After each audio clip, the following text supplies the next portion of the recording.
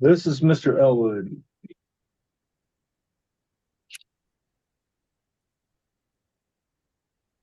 This is cause number CR 24-207, State versus Joshua Theron Elwood for arraignment.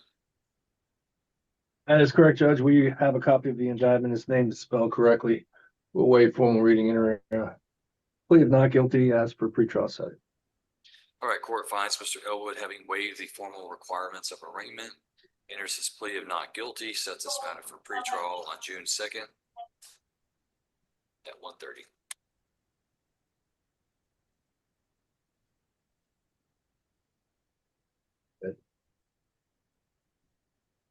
James Corley.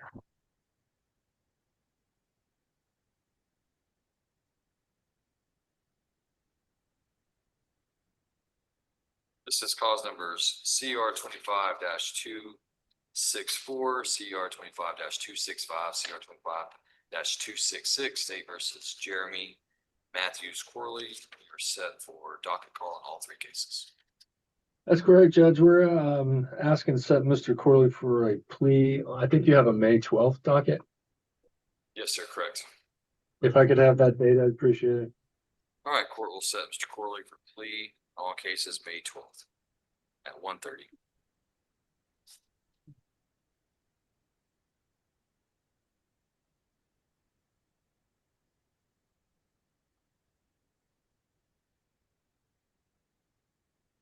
Joseph Barentine.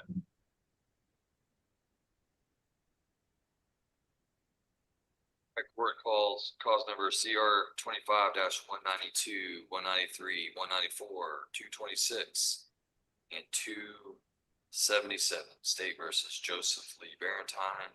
Looks like we're set for pretrial, most of them.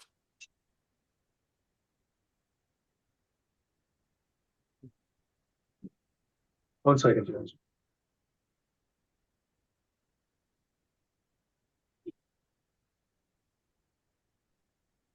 No contested pretrial at this point. I think at this point, Judge, we would go ahead and announce ready for trial as well. Okay. Have any offers been extended that are rejected? I believe the offer from the state is 50 years TDC. 5-0? Yes, sir. Okay. That's on the aggravated assault public servant. Yes, sir. All right, court finding that there are no contested pretrial issues and the defendant having requested his right to trial by jury, the court hereby sets Mr. Barentine for jury selection beginning May 4th. In each case, the court may on its own set this a special setting. If so, I'll notify the parties. Yes, sir. Thank you. All right, bro. Garrison.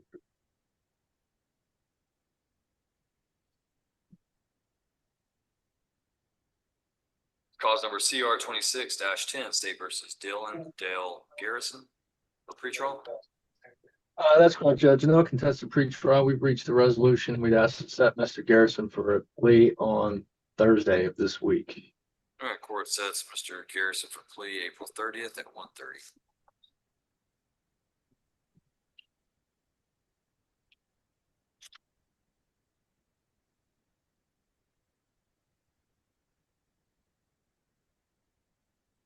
Thursday. All right. Okay. Yeah.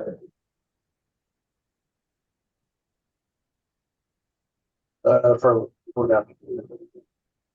CR 25-182, State versus Clayton Dean Furlow. Mr. Furlow set for final docket call. That's correct, Judge. I think I'm going to make the same announcement I made earlier. I'm going to ask for some funds to retain an expert. I think that depending on the results of the testing, it may change the trajectory of our case. However, at this point, we would announce ready for trial. All right, court will place Mr. Furlow on the jury selection docket beginning May 4th. Mr. Furlow, what was the offer, if any, that was extended and rejected? Your Honor, on this case, I don't think we got that far, and it wasn't necessarily the state's intention to not ever offer one. So state would ask the court to entertain a plea based off of the results of that expert witness, if we get to that point. But this is one where we didn't reach that point in the case.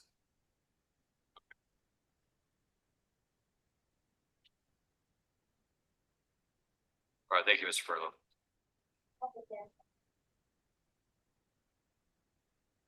Here we go, come on down here.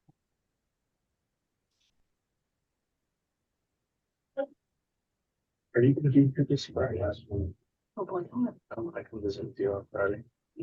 Court call CR 25-200, Denied your. 2023-77, State versus Ariella Fallon Gilchrist. I think we're set for docket call on the manufacturer delivery, and I believe the MTA has been transferred up. So go ahead, Mr. Smith. That's correct, Judge. We're gonna ask for a final docket call setting for the June 2nd. Any objections? No objection, Your Honor. Thank you.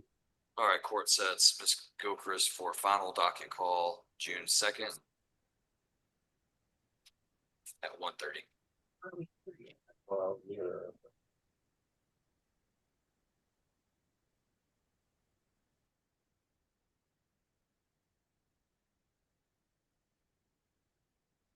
Mr. Barton, are you a United States citizen who reads, writes, and speaks English? yes, sir. Have you ever been diagnosed with a mental condition? No, sir. In this case, you're represented by your attorney, Mr. Richard Schmidt. Are you pleased with him as your attorney? Yes, sir. Do you understand everything that you've read and signed today as part of your plea agreement? Yes, sir. Do you have any questions about anything before we go further? No, sir. Mr. Schmidt, do you believe that your client is competent to enter into a plea agreement? And if so, that he's doing it intentionally, knowingly, voluntarily, after having been informed of his legal rights? Yes, sir. All right, Mr. Barton, I see that you are charged with a first-degree felony offense of sexual abuse of a child continuous. However, I see that the plea agreement today is for you to plead to a lesser included offense of aggravated sexual assault of a child, which is a first-degree felony and does have a range of punishment of not less than 5 years in prison or more than 99 years or life in prison, and a possible fine not to exceed $10,000.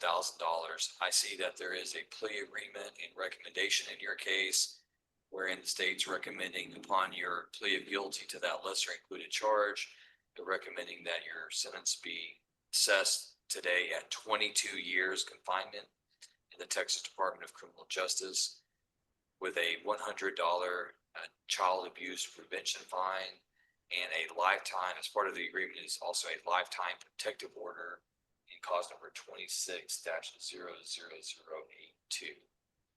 In addition, you would be assessed court cost of $290 and reimbursement fees of $20.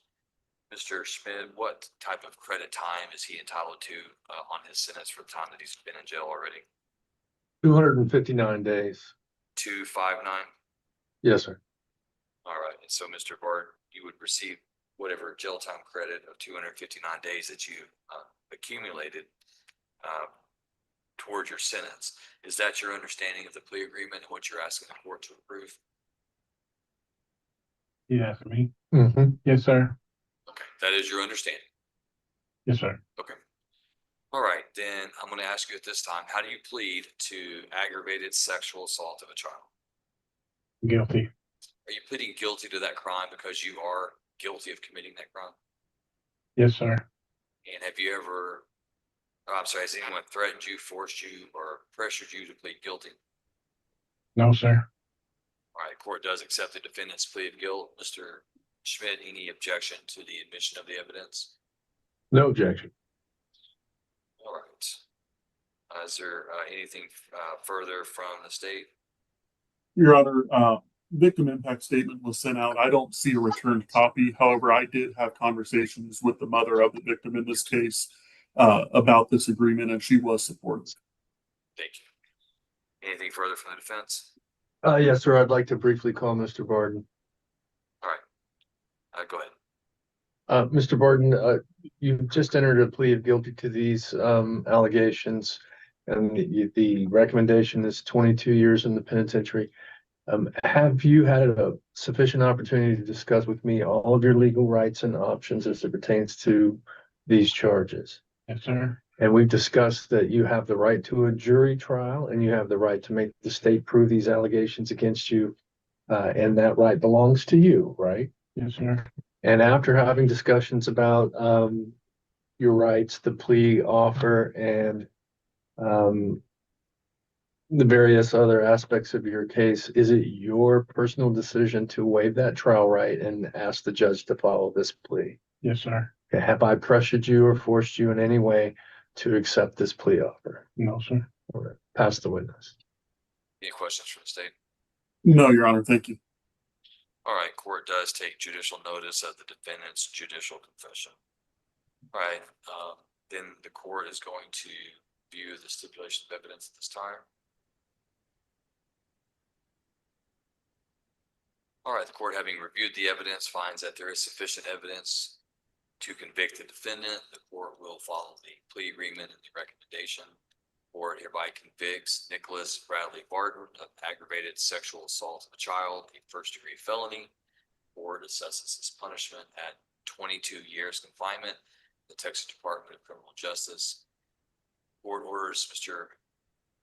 Barton to pay a $100 child abuse prevention fine, $290 in court cost, and $20 in reimbursement fees. The court also approves a lifetime protective order, cost number 26-00082 as a part of this plea agreement. The court hereby awards Mr. Barton 259 days credit towards his sentence for the time that he's already spent in jail on this cause. Mr. Barton, you're hereby remanded to the custody of the sheriff so he can carry out the terms and conditions of the sentence. I'll have you step over to be fingerprinted. Good luck to you, sir. Yeah.